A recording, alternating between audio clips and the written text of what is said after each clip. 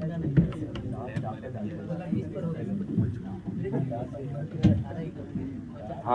Good morning everyone. Good morning. चलिए आप सभी का स्वागत करता हूँ श्री कृष्ण विज्ञान केंद्र में। और आप लोग बैठे हुए हैं साइंस ऑन स्फीयर्स में। मेरी आवाज सब तक पहुँच रही है ना? जी। चलिए बढ़िया। तो आप लोग बहुत दूर से आए ना, मुजफ्फरपुर जी, लीचियों का शहर। चलिए बढ़िया। तो देखिए, इस बड़े से स्फीयर आप सभी के सामने टंगा हुआ है, जिसपे हम लोग देखेंगे अपने जितने भी मौजूद सौर मंडल में या जितने भी हम लोग आकाशीय पिंड को देखते हैं आसमान में, उन सभी को आज एक रियलिस्टिक व्यू देखेंगे, जो कि आपको हूबहू स्पेस में जैसे घूमते हैं वैसे मतलब घूमेंगे और सभी चीजों को लाइव देखेंगे। लेकिन एडजस्टमेंट थोड़ा गड़बड़ दिख रही है। क्या दिख रही है? आप लोग जो आगे बैठे हैं ना, पीछे वाला लाइन पे चले जाइए आप लोग, क्योंकि आप लोग नजदीक से देखते देखते आप लोग गर्दन भी अकड़ जाएगी और थोड़ा नजर भी थोड़ा तीसरे वाले लाइन पे चले जाए। प्लीज सही बता रहा हूँ, आप लोग को ज्यादा बड़े बड़े है ना, तो एडजस्ट, क्योंकि तीसरे लाइन पे जाएंगे आप लोग को कंफर्टेबली दिखाई देगा और आप लोग बढ़िया से देख पाएंगे। क्योंकि जनरली मूवी हॉल में भी जाते हैं तो पीछे वाले सीट को बुक करते हैं जी सर, है ना? क्या भैया? अरे पीछे खाली है, यहाँ भी खाली है, दो बैठी हुई है। प्रोजेक्टर बहुत ज्यादा हीट हो जाता है, जिस कारण से उसको नॉर्मल रखना। और वो एसी हम लोग गर्मी भी चलती है तो काफी अच्छा लगता है, लेकिन ठंडा में बंद ही कर देना। चलिए बंद नहीं होगा, लेकिन चलिए ध्यान से इस शो को देखते हैं। जैसे कि लिखा हुआ है साइंस ऑन स्फीयर शो, यानी स्फीयर पे हम लोग जितने भी चीजें मौजूद हमारे आकाशीय पिंड में उनको एक रियलिस्टिक व्यू में देखेंगे, जो यहाँ पर आप सभी को लगेगा कि सच में स्पेस में घूम रहे हैं। तो सबसे पहला चीज जो दिखाने वाले हैं वो है हम लोग का ये सुंदर से प्यारी सी पृथ्वी, जो देखने में बहुत अच्छा लग रहा है ना। रियलिस्टिक में भी ऐसे ही है, जो कि हम लोग अगर स्पेस में जाए तो देखें तो बिल्कुल ऐसे दिखाई देगी। और यहाँ पर बहुत सारे कलर देखने को मिल रहे हैं, तो कलर अलग अलग चीजों का हमारे लैंडफॉर्म जो मौजूद है हमारे धरती पर उन सभी को बताते हैं। ठीक है, जैसा कि यहाँ पर कलर की बात किया जाए तो आप सभी जानते हो क्या कलर क्या चीज को दर्शाया जाता है। यहाँ पर जहाँ पर आप लोग हरा रंग देख रहे होंगे, बिल्कुल यहाँ जहाँ पर बहुत ज्यादा खेती बाड़ी की जाती होगी, जहाँ पर बहुत ज्यादा जंगल होंगे, वैसे जगहों को हम लोग हरे रंग से दर्शाते हैं। जहाँ पर भूरा रंग देख पा रहे होंगे, यहाँ पहाड़ी क्षेत्र, पठारी क्षेत्र और जमीन को दिखाया जाता है, जो कि काफी मात्रा में भूरा रंग भी देख सकते हैं, है ना। पहाड़ी क्षेत्र भी दिखाता है, पठारी भी दिखाता है। ओके, और जहाँ पर आप लोग पीला रंग देख रहे हैं तो वही मरुस्थल एरिया हो सकता है, डेजर्ट एरिया, जहाँ पर बालू इलाका है। और जैसे कि थार डेजर्ट जानते हैं हम लोग, है ना, और हम लोग गोबी डेजर्ट भी जानते हैं, सहारा डेजर्ट भी जानते हैं। वैसे सब डेजर्ट जहाँ पर है वहां पर आप सभी को पीला रंग ही देखने को मिल रहे होंगे। और जहाँ पर आप लोग सफेद रंग देख रहे होंगे, जनरली सफेद रंग देखने को मिल रहा होगा नॉर्थ पोल और साउथ पोल पे बहुत ज्यादा, है ना एक्चुअली, क्योंकि यहाँ पर आइसबर्ग ग्लेशियर पाए जाते हैं, जिस कारण से इस चीज को हम लोग सफेद रंग से दिखाते हैं। तो आप लोग के बीच में भी तो सफेद रंग है, तो जो बादल होते हैं उन सभी को भी हम लोग सफेद रंग से दिखाते हैं, जो कि हमारे आसमान में तैरते हुए नजर आती है। तो ये पृथ्वी है भाई, यहाँ पर फेवरेबल कंडीशन, रिसोर्सेज और बहुत सारे जीने के लिए रिसोर्सेज यहाँ पर अवेलेबल है, जिस कारण से यहाँ पर लाइफ पॉसिबल है, जिस कारण से इस पृथ्वी को हम लोग यूनिक प्लेनेट के नाम से भी जानते हैं। ठीक है, और हम लोग जानते हैं कि 3/4 भाग जो हमारे पृथ्वी का है सिर्फ और सिर्फ पानी पानी कवर्ड है, जो देख सकते हैं हर जगह ब्लू कलर, जिस कारण से इसको ब्लू प्लेनेट के नाम से भी जानते हैं, है ना। तो हमारे सौर मंडल में तीसरा पोजीशन पे आता है भाई, है ना, जो अर्थ है। तो हमारा सौर मंडल भी कहीं ना कहीं मिलता है ना, लाइक करता है। उस जगह का नाम है मिल्की वे गैलेक्सी। नाम सुने होंगे आप लोग, मिल्की वे गैलेक्सी। तो आइए लाइव देख भी लेते हैं कि अगर मिल्की वे गैलेक्सी को देखना हो बड़े से स्फीयर पे तो कैसे नजर आएगी। अभी हम लोग देख रहे हैं अरबों खरबों तारों का समूह, जो कि हम लोग जनरली आसमान में देखते हैं। आज हम लोग एक बड़े से स्फीयर पर देख रहे हैं, बिल्कुल हम लोग का मिल्की वे गैलेक्सी ऐसे ही नजर आता है। अब कहिएगा यहाँ पर भी तो बहुत सारे रंग देखने को मिले, तो यहाँ भी रंग का, हाँ बिल्कुल, यहाँ भी रंग का अपना अपना महत्व पहचान है। तो तारों के बारे में बताते हैं। तो आप सभी से मैं पूछना चाहूंगा, जो सबसे गर्म तारे होते होंगे उसका कलर कैसा होगा, हॉटेस्ट स्टार का? तो करीब यहाँ पर बहुत सारे कलर देख रहे होंगे ना, करीब 4-5 कलर देख रहे हैं। तो उसमें से जो ब्लू कलर आप लोग देख रहे होंगे ना, वो वैसे तारों को रिप्रेजेंट कर रहा होगा जो सबसे ज्यादा गर्म होते होंगे तारे, यानी हॉटेस्ट स्टार वो कहलाते हैं, जो ब्लू कलर में आप सभी को दिख रहे हैं। जो लाल आप लोग देख रहे हैं वो जनरली हॉट स्टार में आते हैं ना, और जो बीच वाले में जो आते हैं, नहीं ज्यादा बहुत ज्यादा गर्म नहीं कम गर्म, वो आप लोग व्हाइट या फिर येलो कलर में देख पा रहे होंगे, वैसे स्टार जो मीडियम हॉट में आते हैं। ओके, लेकिन हमारे मिल्की वे गैलेक्सी में तो हमारा सौरमंडल निवास करता है। तो क्या आप लोग यहाँ पर सूर्य को देख पा रहे हैं क्या कहीं? तो मैं बता दूं, यहाँ सूर्य को बिल्कुल खोजना मुमकिन ही नहीं, नामुमकिन वाली बात हो जाता है, यानी यहाँ पर सूर्य को नहीं खोज सकते।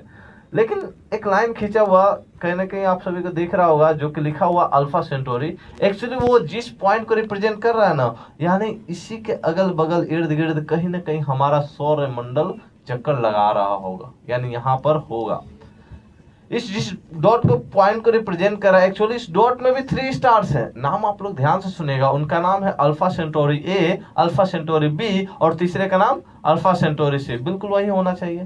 तो लेकिन अल्फा सेंटोरी सी को ही एक और नाम से जानते हैं, जिसको हम लोग प्रोक्सिमा सेंटोरी के नाम से, आप लोग प्रोक्सिमा सेंटोरी भी सुने होंगे, है ना।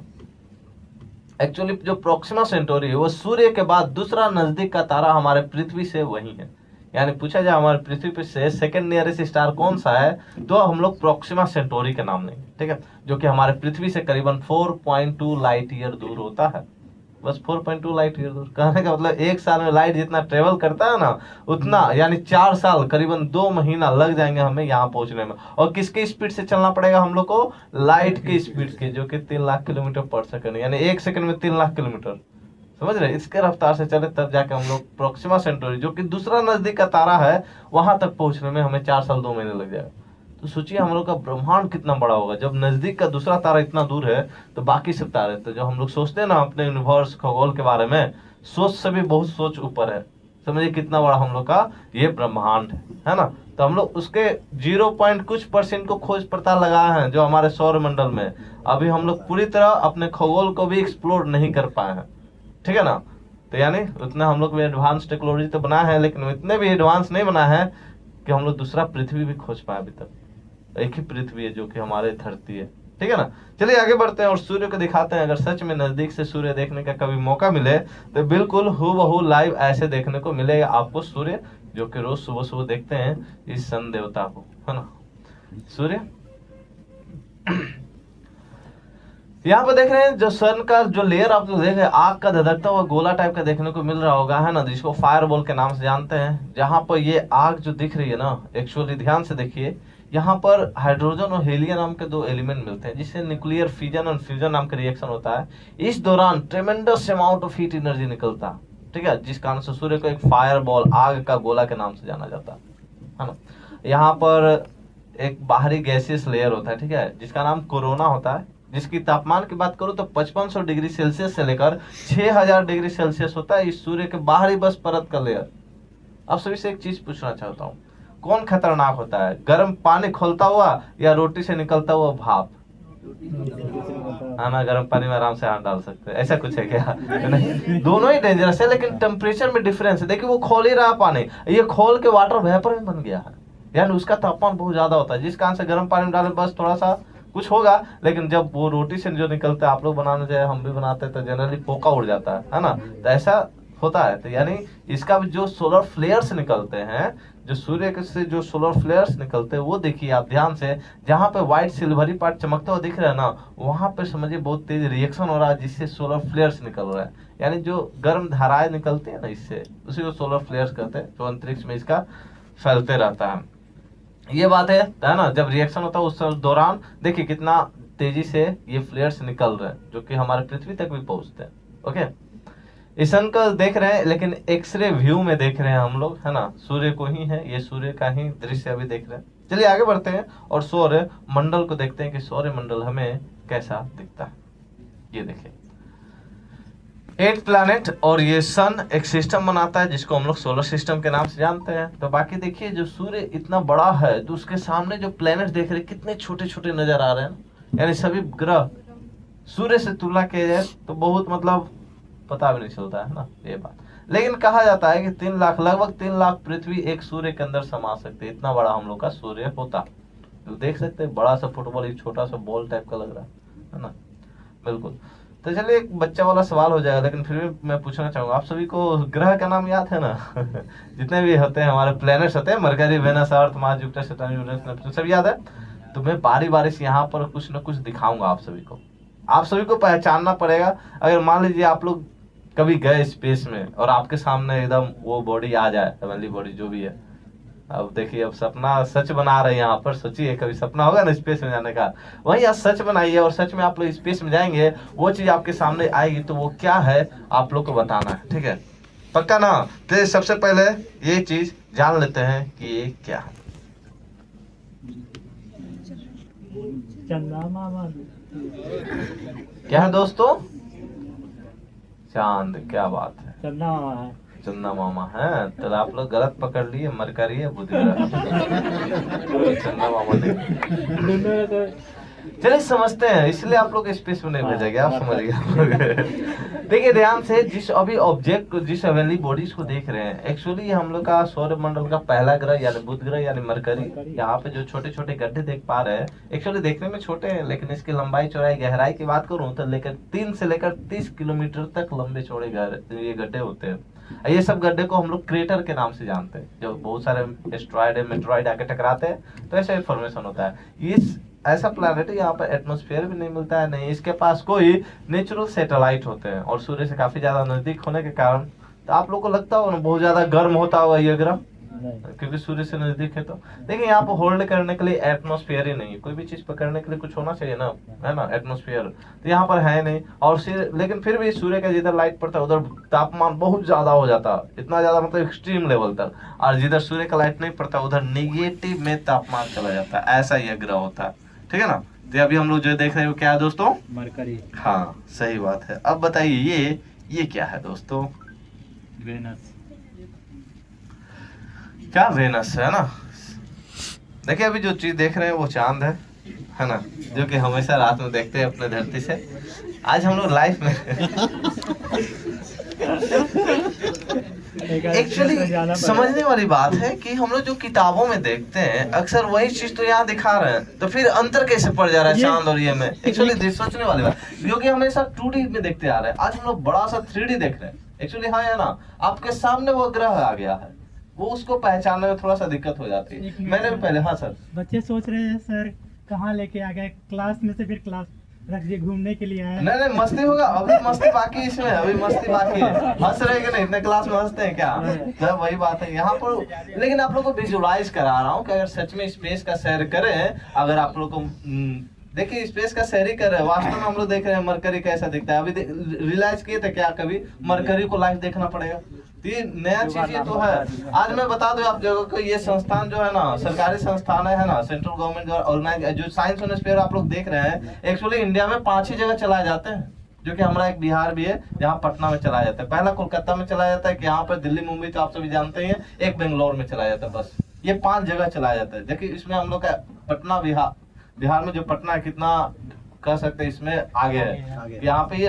और आप लोग एक और बात बता दो, ये बिहार का पहला साइंस सेंटर है, बिहार का पहला साइंस सेंटर, जो यहाँ पर राबड़ी देवी के जमाने से ये चलता आ रहा है, समझिए ना। सीएम जब वो थी, श्री कृष्ण साइंस सेंटर नाम उनको रखा गया, जो पहले हमारे सीएम थे बिहार के, जिनका नाम था श्री कृष्ण जी, है ना, तो श्री कृष्ण साइंस सेंटर उनके नाम पर रखा गया, समझिए। तो ये नया बात जानिए बिल्कुल, तभी हम लोग चांद देख रहे हैं, ठीक है। लेकिन यहाँ पर जानने वाली बात है कि चांद का कौन सा ऐसा हिस्सा है जो हम लोग जिंदगी भर देखते हैं, तो सिर्फ और सिर्फ यही हिस्सा है जो हम लोग जिंदगी भर देखते हैं, जिसको हम लोग मारिया के नाम से जानते हैं। जो इस हिस्सा को हम लोग कभी नहीं देख पाते, ये जो चमकता हुआ, जिसको हम लोग लूनर हाईलैंड के नाम से जानते हैं, है ना। जो हमारे नील आर्मस्ट्रांग गए थे पहले चांद पे, यहीं पर अपना पहला कदम रखे थे, तो जिनका नाम अभी तक जानते हैं। पहला कदम रखने वाले कौन थे चांद पे? Neil Armstrong. Very good. ये बात हो, ये समझ गए आप लोग। चलिए आगे पहचानिए ये क्या है। मस्ती तो होते रहेंगे, देखिए यहाँ भी मस्ती होगी। क्या है दोस्तों? वेनस। वेनस। ध्यान से देखिए, कलर थोड़ा देख के बताइए क्या है ये? मंगल लग रहा है ना, लेकिन ये वेनस शुक्र ग्रह है, जिसको हम लोग सुबह के तारा, शाम के तारा और पृथ्वी के नहीं, मार्स वाले को फोकस करेंगे ना सर, आप तो सही बता रहे हैं। ठीक है ना, तो कहने का मतलब इसको सुबह का तारा, शाम का तारा, पृथ्वी की जुड़वा बहन के नाम से जानते हैं, है ना। अब देखिए इतना बड़ा सा स्फीयर, और ये अभी 4 प्लैनेट हम लोग देखेंगे। पहला देखें हम लोग मरकरी, फिर वेनस देखें, अर्थ देखेंगे और मार्स भी देखेंगे। यही 4 प्लैनेट पर जमीन मिलते हैं, बाकी सब जितने 4 प्लैनेट सब के सब गैसीय अवस्था में है, जो कि वहां पर जीवन संभव बिल्कुल नहीं हो सकता है, ठीक है ना। तो अभी हम लोग देख रहे हैं वेनस शुक्र ग्रह, और यहाँ पर जो जमीन है ना, यहाँ पर जमीन पर हमेशा वोल्केनो आते रहता है, यानी ज्वालामुखी फटते रहते हैं। बताइए यहाँ पर रह सकते क्या हम लोग? तो यहाँ पर बिल्कुल नहीं। प्लॉट लेने के लिए सोच रहे हैं आप लोग, तो यहाँ नहीं ले सकते, ठीक है।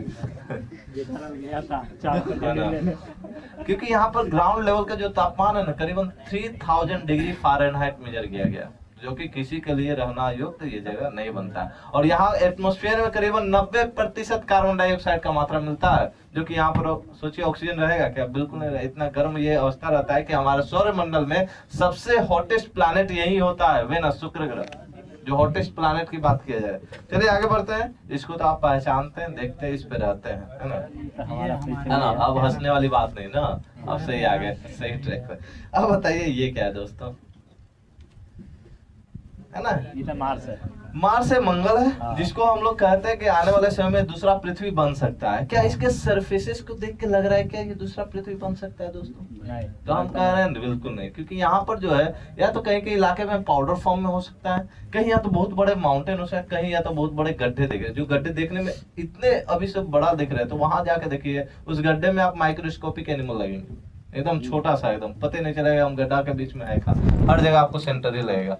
तो कहने का मतलब मार्स का जो सरफेसेस है काफी इरेगुलर है ना, जो कि यहाँ पर है। लेकिन फिर भी अर्थ जैसा यहाँ पर नॉर्थ पोल और साउथ पोल पर ग्लेशियर पाए गए हैं, है ना? आप ये देख सकते हैं नॉर्थ पोल और साउथ पोल पे मार्स पे ग्लेशियर पाया गया, जो कि साइंटिस्ट लोगों को कहीं ना कहीं क्लू मिलता है ग्लेशियर है तो पानी जरूर आएगा, पानी आएगा तो एटमॉस्फेयर जरूर बनेगा, एटमॉस्फेयर बनेगा तो ऑक्सीजन तो भाई आएगा ही।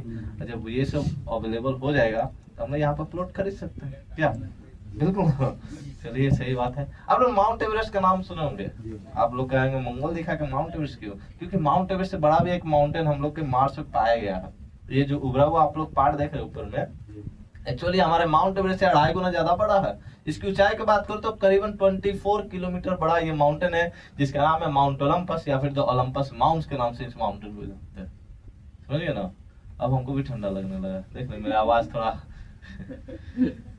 18 पे कर दिए कि आप लोग इंस्टेंट आया ना, थोड़ा गर्मी था इसमें।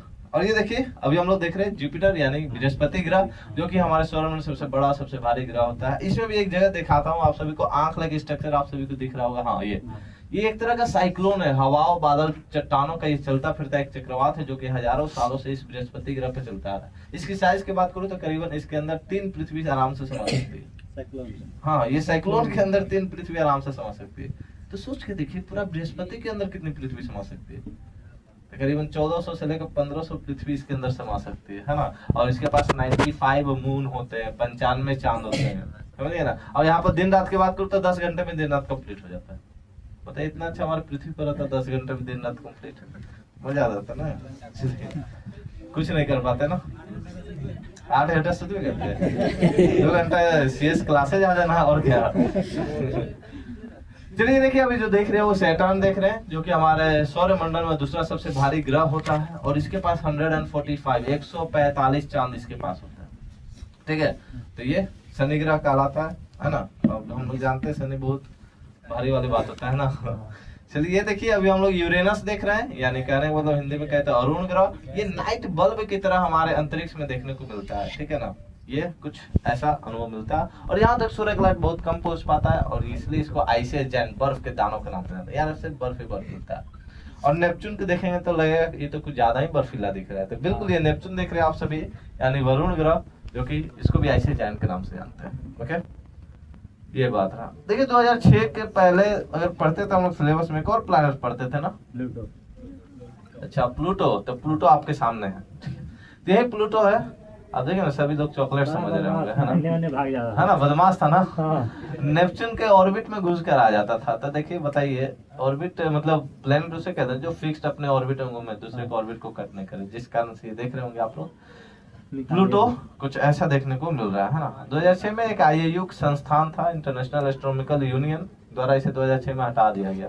ठीक है, अब चलिए अब अपने रियलिस्टिक अब मजेदार चीज पे आते हैं। अगर सच में हम लोग धरती से 1500-1600 फीट ऊपर जाएंगे तो आपको देखिए बिल्कुल ऐसा अनुभव होगा, हाँ या ना। एरोप्लेन में कभी सफर करिएगा तो बिल्कुल ऐसे देखिएगा, बादल को चीरते हुए आपका एरोप्लेन जाएगा और देख पाइएगा ये चीज। और अपने नीचे देखिएगा तो काफी अच्छा व्यू मिलता है, जो कि ये देख सकते हैं। और फ्लैश कर रहा चीज तो प्रोजेक्टर खराब नहीं हुआ, बहुत तेज लाइटनिंग हो रही होगी, बारिश हो रही होगी, ठीक है ना। मेरा प्रोजेक्टर खराब नहीं है। हाँ, बिजली कड़क रहा है, सही पकड़े आप। मौसम विभाग का जो डिस्प्ले होता है वैसा ही कुछ होता है, जो हवा बादल और इस सब को रुख देख के बताते हैं कि कब बारिश होने वाली है और कब बहुत तेज ठंड आने वाली है, ठीक है ना। बिल्कुल देख सकते हैं अभी आने वाले है ना। 18 पे चला रहे भाई, इतना तो गर्मी में भी नहीं चलाते थे। देखिए जितने सारे अभी बादल देख रहे हैं, एक्चुअली हमारे अर्थ है तो बादल मौजूद है, पानी मौजूद है। अचानक से अगर कभी बादल गायब हो जाए हमारे धरती से, बताइए कभी कल्पना कर सकते हैं क्या बादल गायब हो जाए हमारे धरती से? लेकिन आज दिखा देता हूँ, अगर सच में गायब हो जाए, ये देखिए ये क्या हो गया है ना, सच में एक अलग अनुभव मिलता है और अलग धरती का रूप देख सकते हैं, बहुत ही अलग देखने को मिलता है, जो आप देख सकते हैं बिना बादल का, है ना। बिल्कुल ये बात हुआ। और जितना हम लोग पानी भी देख रहे हैं, अचानक वो भी गायब होता हुआ दिखे तो वो तो अलग ही नजर आएगा, हमारी धरती लगेगा कि नहीं हम लोग अपने धरती को देख रही है चीज। चलिए मान लीजिए धीरे धीरे पानी समुद्र का सूखना चालू हो जाए, ठीक है। उसके बाद देखिएगा जो हमारे धरती है बिल्कुल पहचान में नहीं आएगी कि सच में हम लोग अपना प्लेनेट देख रहे हैं कि कोई और प्लेनेट देख रहे हैं। ये देखिए है ना, ये जितना सारा पानी है वो सब के सब सूख गया, देखिए है ना, ये हाल हो गया। अब देखिए जिसको यूनिक प्लैनेट, ग्रे प्लैनेट मतलब लिविंग प्लैनेट कहते हैं, अब देखिए ग्रे प्लैनेट जैसा दिखने वाला है ना, डेड प्लैनेट। अगर ऐसा कभी हो गया तो समझिए पृथ्वी अपने आप को रीजनरेट होना चालू करेगी, है ना, अपने आप को फिर से बिल्ड करना चालू होगा। जैसे हम लोग कहीं ना कहीं अपने एंसिस्टर से वापस यहाँ पर आया है ना भाई, वैसे ही ये भी अपने आप को फिर से रीजनरेट करेगी। आप लोग जरूर इसके बाद ये शो के बाद नीचे जाइएगा, एवोल्यूशन नया गर्ल भी बना है जो कि जरूर देखिएगा। ये देखिए हम लोग जानते हैं अपने धरती पे एक तरफ दिन और एक तरफ रात होता है ना, तो देखिए दिन के समय हमारा अर्थ कैसे दिखता है और रात के समय हमारा का पृथ्वी कैसे देखने को मिलती है ना। बिल्कुल जो लाइन डे एंड नाइट में डिवाइड करता है उसको line of separation, grey line या फिर टर्मिनेटर के नाम से जानते हैं। और चलिए पूरा धरती को नाइट व्यू में देखते हैं, यानी अंधेरे में देखते हैं कि कैसा हमारा पूरा धरती देखता है। ये चमकने वाली चीज लाइट है जो हमारे घरों में street light, railway station, bus stand, vendor, जहाँ जहाँ लाइट जलती है और सैटेलाइट फोटोग्राफी ली जाती है, उस समय हम लोग का इंडिया कैसे दिखता है देखिए ध्यान से, है ना। बिल्कुल और जहाँ लाइट जल रही है यानी वहाँ पर लोग रहते निवास करते हैं ना। जहाँ पर लाइट नहीं जल रही या तो वहाँ पर पहाड़ी क्षेत्र हो सकता है, पठारी क्षेत्र हो सकता है, या फिर वैसे जगह जहाँ पर बालुई इलाका हो, पानी वाला इलाका हो। एक फैक्ट आप लोग एक और बताता हूँ, हम लोग अपने धरती का सिर्फ और सिर्फ 1% हिस्सा पर रहते हैं, 1%। अभी तक हम पूरे धरती पर रहना सीखे भी नहीं है, मार्स पे रहने के लिए सीख रहे हैं, बताइए न पानी में रहना सीखे हैं, न जंगल में रहना सीखे हैं, न मरुस्थल में रहना सीखे, न ही आर्कटिक जैसा मौसम में भी रहना सीखे हम लोग, है ना। सिर्फ हम लोग रहना सीखे हैं तो वही फेवरेबल कंडीशन प्लेन एरिया में रहना सीखे हैं, ठीक है। चलिए आगे बढ़ते हैं और बायोस्फीयर के बारे में देखते हैं और जानते हैं। जहाँ पर हरा भरा देख रहे होंगे काफी ग्रीनरी होता होगा, पेड़ पौधा संख्या ज्यादा होगा, ठीक है। आप इंडिया को ध्यान से देखिए, एक जगह कहाँ, यहाँ कभी ग्रीनरी रह रहा है तो कभी येलोविश कलर में चेंज होता हुआ दिख रहा है ना, येलो कलर में, यानी मौसम चेंज होता है तो पेड़ पौधे पे भी असर पड़ता है ना। कहने का मतलब पतझड़ का जब सीजन आता है पत्ता सब तो झड़ जाता है, काफी रूखा सूखा देखने को मिलता है ना। लेकिन जैसे स्प्रिंग सीजन आता है, वसंत ऋतु, काफी हरा भरा देखने को मिलता है। वही फेजेज अभी देख पा रहे हैं, कभी स्प्रिंग सीजन कभी ऑटम सीजन, ठीक है। लेकिन आप सभी को एक जगह लेकर चलता हूँ, साउथ अमेरिका में एक जंगल पाया जाता है, नाम जानते हैं? अमेजन फॉरेस्ट भाई, अमेजन एकदम भयानक जंगल भाई, इतना भयानक देखिए पूरा साउथ अमेरिका ही उस जंगल में आ चुका है। इस जगह को हम लोग the lungs of the earth के नाम से जानते हैं, पृथ्वी की फेफड़े के नाम से इस जगह को जानते हैं। यहाँ पर एवरग्रीन रेन फॉरेस्ट पाया जाता है जो अमेजन फॉरेस्ट है, और ये इतना ज्यादा बड़ा, इतना ज्यादा वास्ट है कि इसका कहीं ना कहीं ऑक्सीजन हमारे एटमोस्फेयर को रिफिल करने में काम आता है, यानी ऑक्सीजन को जनरेट करने में कहीं ना कहीं हमारे एटमोस्फेयर में ये हिस्सेदारी है, ठीक है।